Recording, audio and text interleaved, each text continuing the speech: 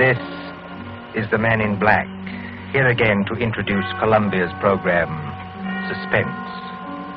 Our star tonight is Peter Lorre, playing the part of the Hungarian Count Stefan Kahari, a gentleman of sinister aspect. The story is by John Dixon Carr, who calls it The Devil's Saint.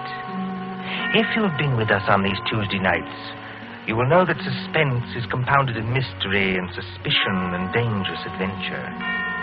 In this series are tales calculated to intrigue you, to stir your nerves, to offer you a precarious situation, and then withhold the solution till the last possible moment. And so, it is with The Devil's Saint and Mr. Peter Lorre's performance we again hope to keep you in suspense. The Devil's Saint. Paris, 15 years ago.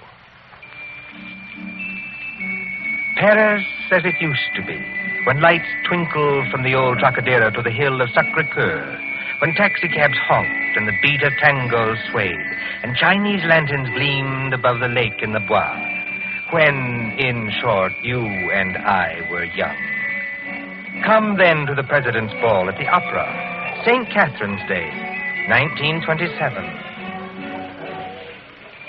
A fancy dress ball at the Opera, filling these marble halls with a multitude of masks and a multitude of dreams. The mosaic decorations are no less bright than the colors that weave here. Harlequins and Columbine, Cleopatra and Musketeers. In the great marble foyer, remember it? They have set out little tables and lines of palms behind which you may sit screened. Look at one such table. A young man wearing the scarlet and gold uniform of an English Guards officer in Wellington's day. A dark-haired young girl in the costume of a bacchante. And as we approach... Ned, don't, please, you mustn't. Why not? You really don't mind, do you? No, of course I don't mind, only you mustn't. Oh, Ned. Look here, Alona. We've got to settle this thing. You have enjoyed being here tonight, haven't you? Ned, I've loved it. After being cooped up at my uncle's place in the country, it's like heaven. All right. When I take you back to the hotel, I'm going to face this uncle of yours tonight. No, please don't. I'm going to say that you and I intend to get married, and that's that. I can't marry you, Ned. I've told you that. But why not? Just give me one good reason. Because I can't. My uncle, he would never allow it. Never. And that seems to you a good reason enough? Yes, Ned. This uncle of yours, what's his name? Count Stefan Kahari. He's a Hungarian, I think you said. Yes, so am I. My mother was an American. What's he like, actually? Oh, he's a little eccentric. Oh, please don't misunderstand. He's a great scholar and a historian, only he's a little strange. Ned. What is it? There he is now. Your uncle? Yes, that elegant man in plain evening clothes, with the Order of the Golden Fleece across his chest. Oh, I see him. Oh, he looks as black as a thundercloud. He's throwing those two dressed as devils aside as though they didn't exist. Give me my mask quick before he sees us. No, Alona. Why not? We'd better face this out now. Sit still. Good evening, Ilona. Good evening, Uncle Stefan. Uncle, may I present Edward Whiteford? How do you do, sir? How do you do? Ilona, do you think that costume is quite the thing to wear in public? Why not? Well, an older generation might call it immodest. It looks like... Like what? Nothing. Will you go and get your cloak or your domino or whatever you wore here? Uncle, please don't make me go home so soon. It's hardly 11 o'clock. I was not asking you to go home, my dear. I was merely asking you to put on a wrap. All right, I'll get it. You stay and talk to Ned. I shall be delighted. Will you sit down, sir?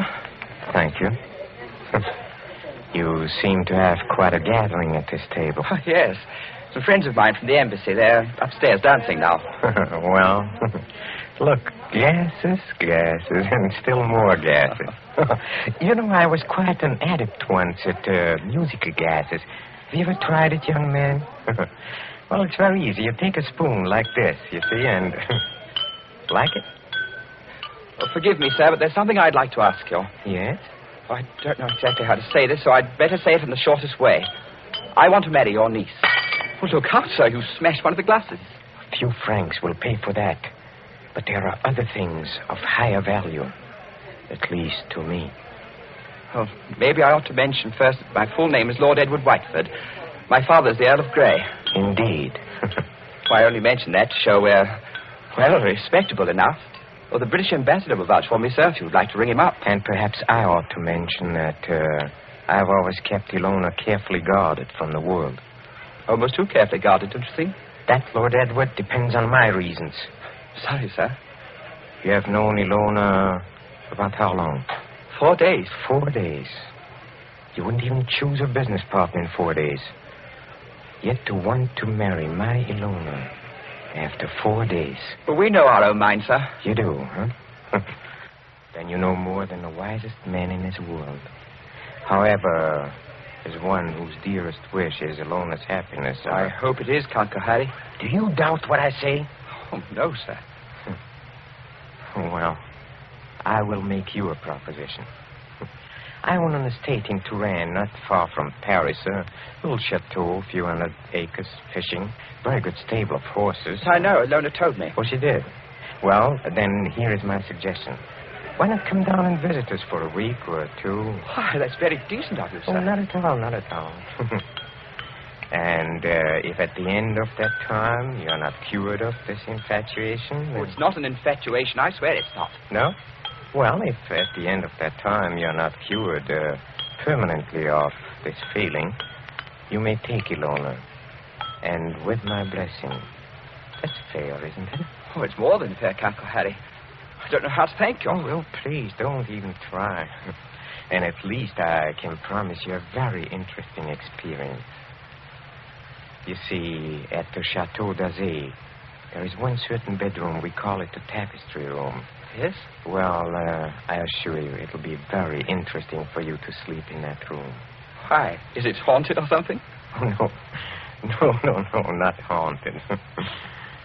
Well, now, if you don't mind, I shall say good night, and I hope I can trust you to bring Ilona safely to the hotel. Au revoir.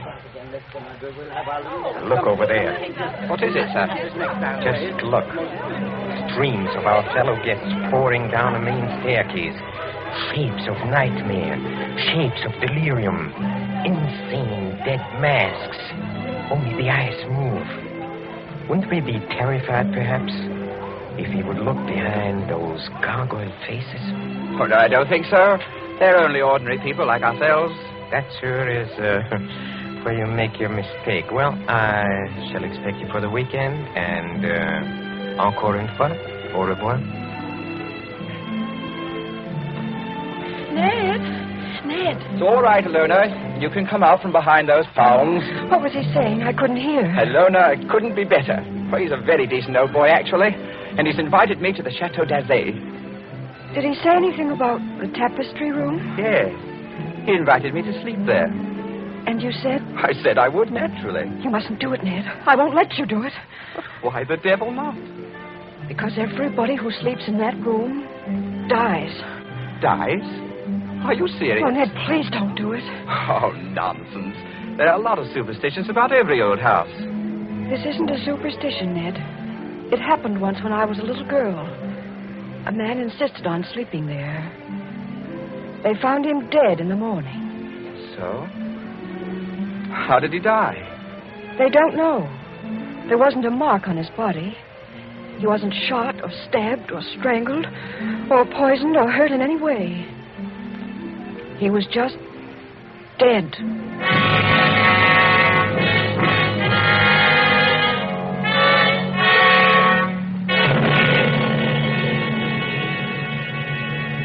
Two nights later, in the province of France now known as Indre-et-Loire, but once called Touraine, the ancient land beloved of Rabelais and Balzac.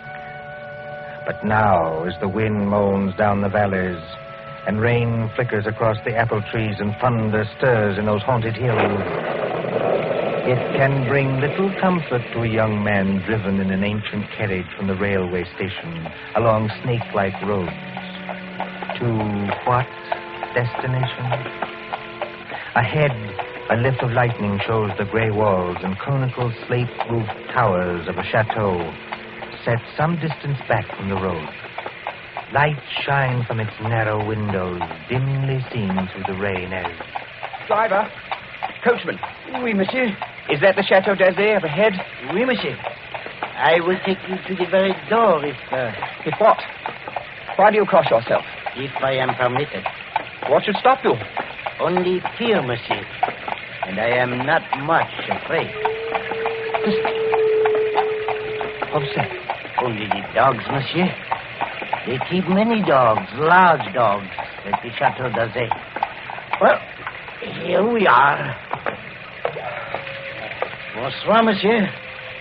And if I may be permitted a word of advice, Well? beware of the tapestry room.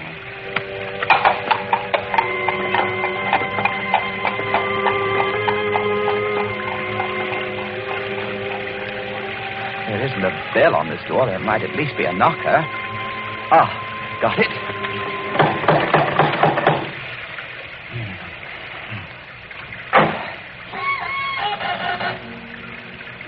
Et alors, monsieur? Vous cherchez? Je cherche le Château d'Azay et Perhaps it would be better if monsieur spoke English, yes? You are Lord Edward Whiteford. Yes. Monsieur is expected. Please to enter. Monsieur's hat and coat. Thank you. Ned. Hello, Elona. Oh, Je brought pas ma petite votre uncle. Oh, you'd better not kiss me, Ned. Madame Flay says to look out for my uncle. Madame Flay is our housekeeper. Oh.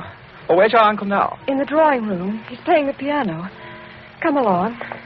Elona, is anything wrong? Oh, everything's wrong. 2 of my dogs were in horrible pain this afternoon. Dr. Solomon had to put them out with chloroform. You don't think that... I hope nobody's practicing, that's all. Well, here we are. Oh, nice tiger skins on the floor. I say, who's the little old man with the grey beard sitting over there by the fire? That's Dr. Solomon. Oh, hasn't he funny-looking eyes? He watches and watches and watches. He's an old friend of the family. Shh, come along. Let's get this over with.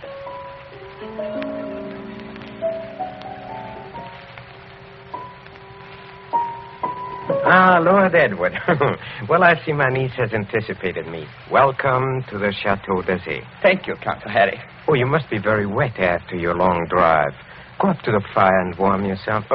Madame Flay, Yes, monsieur? please tell Antoine to take our guest's luggage up to the tapestry room. The tapestry room, monsieur? That is what I said, Madame Flay. Yes, monsieur. By an odd coincidence, Lord Edward, Dr. Solomon and I were just discussing the fate of the last person who slept in a tapestry room. This is not good, my friend. This is against my advice. It's against his advice. Here, Dr. Solomon croaked. This is not good, I tell you. It is the wrong season of the moon. The wrong moon. But there is no moon tonight. It's raining cats and dogs. Don't talk about dogs. Nevertheless, it is the wrong season of the moon. I say no more. Cheerful blunder, that doctor. Don't do it, Ned. I won't be responsible if they make you do it. But look here, Count Harry. What did happen to the last bloke who slept in the tapestry You room? mustn't call him a bloke, sir. He was a very saintly gentleman. The Bishop of Tours. That was some time ago when Delona was only 15 years old, but surely she must remember it. I remember it. The church, said our bishop, has no use for superstitions. Well, he insisted on sleeping there. I made it as comfortable for him as possible, but he was found dead next morning with a crucifix still in his hand. Was it poisoned? There was no poison, monsieur. No. Here, Dr. Solomon. It's true, Ned. Well, there were just 2 very curious things. You see, in connection with that death, on a mantelpiece there was found burning a stick of incense. Just ordinary incense, nothing wrong with it. Yes, sir. And under the dressing table, the police found it was an empty jar of ointment. Now, use your wits. A dead man, some burning incense, and an empty jar of ointment. What do you make of that? Oh, I don't make anything of it. It's crazy. Do not speak like that. I'm sorry. It is still the wrong season of the moon. Well, what I really meant, sir, was this. Is there any reason for this story of death? Reason? Any legend attached to the room or anything like that? Yes, there is. Well, sir? Well, we are a very old family, Lord Edward. Old and perhaps accursed. When my ancestors moved from Hungary to France in the 17th century, they brought certain beliefs with them. The old religion. The old religion? Yes, the cult of Diana, the cult of Janus, the cult of freedom and fertility. The witch cult, if you prefer.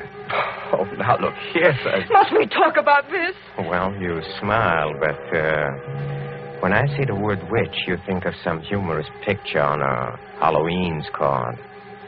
It was very different in the Middle Ages, believe me. Then, my friend, there existed an organized religion which rivaled the church. There were many to worship unashamed at the grand Sabbath. Many to receive all favors from Saturn, their master, and to dance forever, joyously in the red, flaming quadrants of hell. Some 200 years ago, an ancestress of mine, Katerina Kohari, was tortured to death in a tapestry room for professing the old religion. Many persons have not thought it safe to sleep there since. Are you answered? Oh, come, sir. This is some kind of elaborate joke. Joke? The Bishop of Tours did not find it a joke. Not a mark on his body. I assure you as a physician, not a mark on his body. No, not a mark on his body. Here, Dr. Solomon. Yes, I hear him. Well, understand me, Lord Edward, there's no compulsion in this. If you do wish to sleep in that room, all right. If you don't ridiculous. wish... I'm not afraid to sleep there, sir. Well, I thought perhaps you wanted to change your mind. Oh, never. Would you like me to make a wager on that? What sort of wager? Well, if I spend the night in this famous room and come out of it alive... Yes? Will you give your consent to the marriage immediately? Tomorrow morning? Tomorrow morning? Why? Because I don't think the atmosphere of this house is good for a loner. What do you say? Will you do it?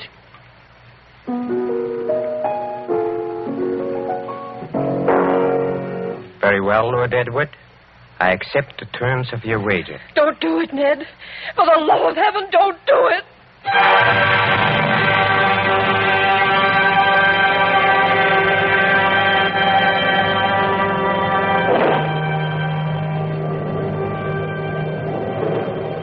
High up in the north tower of the Chateau d'Azay, under the conical slate roof, is the circular room hung with faded tapestries. These tapestries move slightly with uneasy, mimic life to the clamor of the storm outside. Candles burn along the mantelpiece and beside the great four-poster bed. The flames of these candles waver, too, as the door opens. This is the tapestry room, monsieur. Thank you, Madame Flay. That is the mantelpiece where the incense burned. That is the bed where Monseigneur le Bishop died. Very inviting, isn't it? Will there be anything else monsieur requires? Some sandwiches? A decanter of whiskey? Oh, no, thanks. I had a drink with the Count Kohari before I came upstairs. Bien, monsieur. Monsieur's shaving water will be brought up in the morning, if he requires it. Good night. That little hoppy. Trying to scare a fellow out of his wits just because... Oh, I hope they built a good fire anyway. Didn't realize how cold it was. Temperature must have dropped. What's that? It's me, Ilona. May I come in? No, Ilona. Get out of here. That's not very gallant of you. No, I mean, I don't want you exposed to whatever it is. Ned, listen. Are you going to bed, or are you going to sit up all night? I'm going to sit up all night, naturally. Then let me sit up with you. No. Why not? Well, it may be dangerous. Besides, I promised your uncle I'd go through with this alone. I wish you hadn't had that drink with him. Why? He couldn't have done anything to it. It was you who poured it. Yes, that's true, only... Listen. Is that? It sounds like footsteps. Yes, but where's it coming from? Seems to be right here in the room. It seems to come from all directions. Doesn't it sound like somebody walking between the walls? By George, it is someone walking inside the wall. Get behind that tapestry, Lona. Quick. Hide there.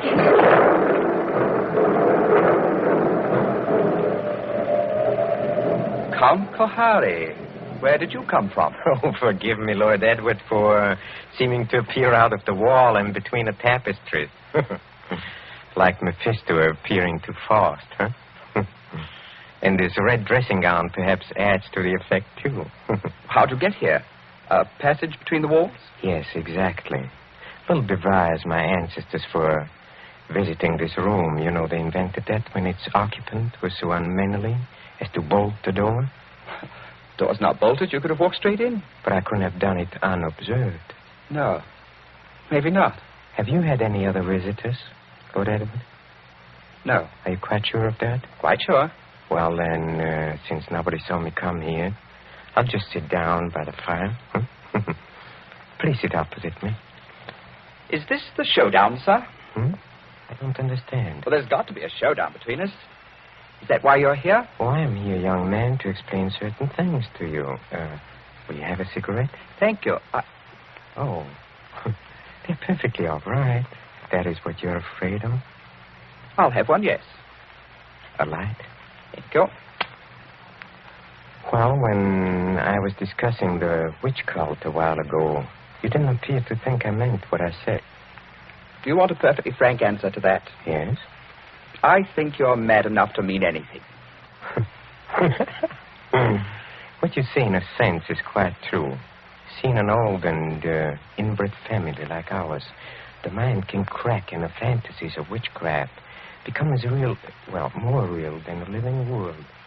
Let me give you an example. Go on. The saucer on the table beside you is Ming porcelain. It was once owned by Katerina Kohari, a martyr of the old religion. Yet you are using it as an ashtray. Oh, I beg the witch lady's pardon. I'll blow off the ash. Well, that's a very dangerous remark, sir. Don't you understand that the worship of evil can be strong and compelling as the worship of good? That the devil can have his saints, too? That to a sick brain which knows but can't help itself, you have profaned this room merely by entering it. And therefore, you deserve to die. Like the Bishop of Tours? Exactly. You're not going to tell me the devil killed him? The devil's agent may be flesh and blood. Then it was murder. Oh, of course it was murder. Murder so cunningly contrived that no one ever saw through it. Go on. I asked you before to use your wits on this problem. Well, look, incense was burned in this room. You know why? Suppose you tell me. Well, obviously, I think to conceal something else, which would be too easily noticed.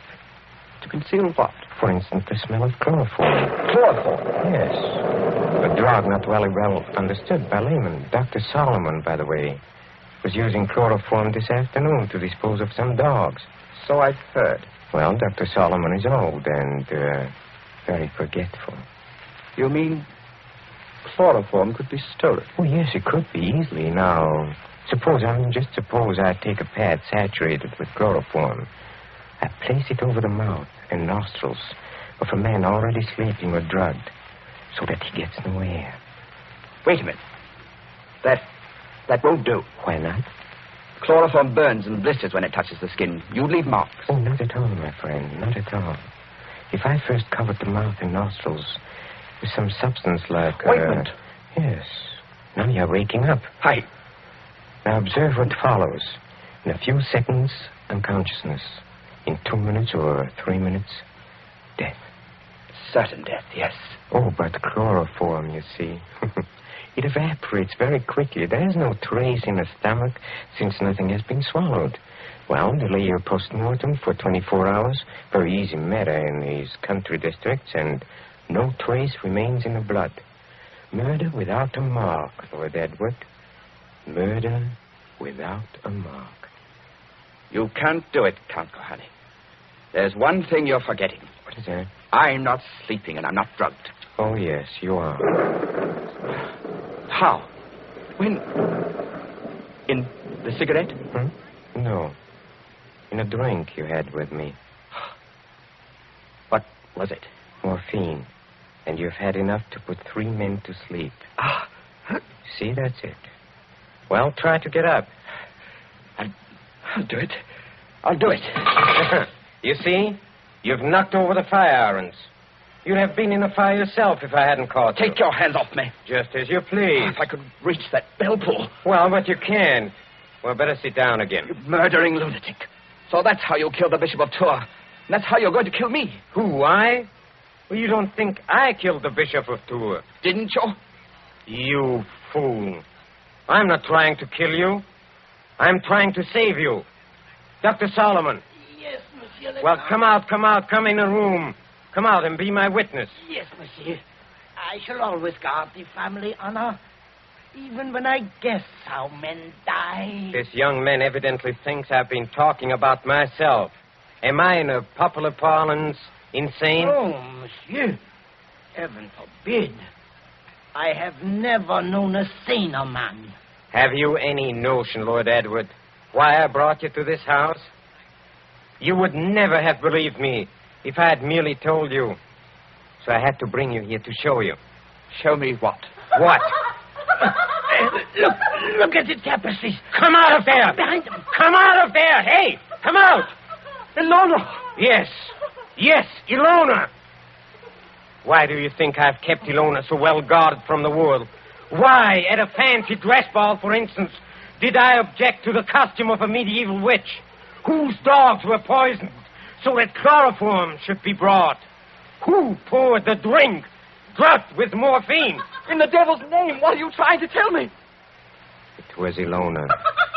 She's been helplessly, hopelessly insane for more than 10 years.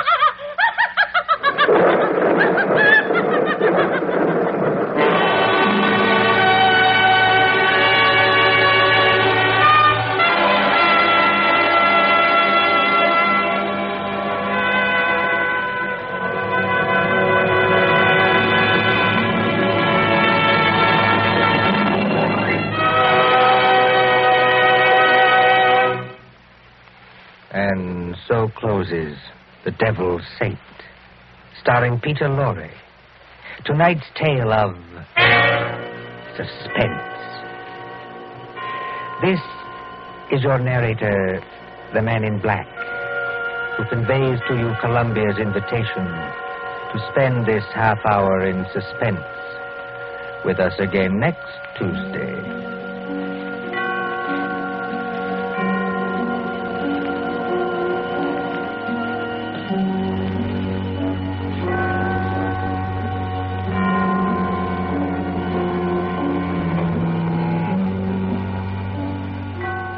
William Spear, the producer, John Dietz, the director, Bernard Herrmann, the composer-conductor, and John Dixon Carr, the author, are collaborators on Suspense.